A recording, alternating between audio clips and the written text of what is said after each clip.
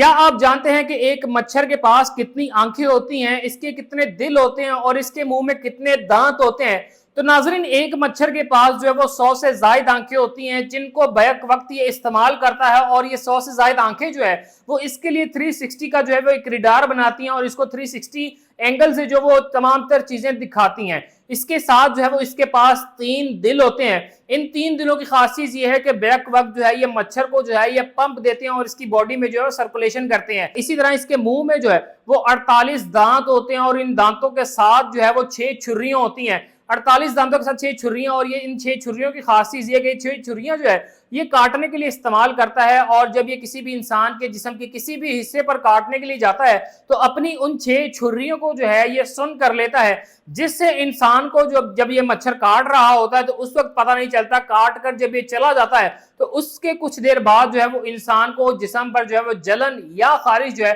वो महसूस होती है, और उसी से इंसान को अंदाजा होता है कि उसे मच्छर ने काटा है।